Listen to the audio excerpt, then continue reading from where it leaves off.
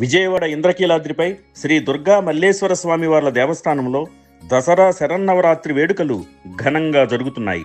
మూడో రోజైన నేడు అమ్మవారు శ్రీ అన్నపూర్ణాదేవి అలంకారంలో భక్తులకు దర్శనమిస్తున్నారు. అన్నం పరబ్రహ్మ స్వరూపం. సకల చరాచర సృష్టికి ప్రాణాధారమైన అన్నం ఈ తల్లి దయవల్లనే లభిస్తుందని, జీవుల ఆకలిని తీర్చడం కన్నా మించింది ఏదీ లేదని, అందుకే అన్ని దానాల కన్నా అన్నదానం గొప్పదంటారు.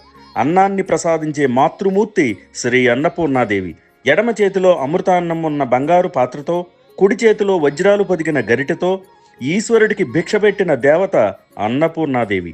మానవుణ్ణి సంపూర్ణుడిగా ఈ తల్లి అనుగ్రహిస్తుందని, అమ్మ ధరించిన అక్షయ పాత్ర సకల శుభాలను అందిస్తుందని ప్రతీతి. ఆమె నిత్యాన్నదానేశ్వరి, సాక్షాత్తు శివస్వరూపిణి. ఈ అలంకారంలో గల దుర్గమ్మను దర్శిస్తే అన్నాదులకు లోటు లేకుండా ఉంటుందని భక్తుల ప్రగాఢ విశ్వాసం. బిడ్డల ఆకలి తీర్చడానికి ఆదిపరాశక్తి స్వయంగా అన్నపూర్ణాదేవిగా రావటం ఈ అవతార విశేషం. ఆ తల్లిని ధ్యానిస్తే ధన ధాన్య వృద్ధి, మధుర భాషణం, ఐశ్వర్య సిద్ధి కలుగుతాయని ప్రతీతి.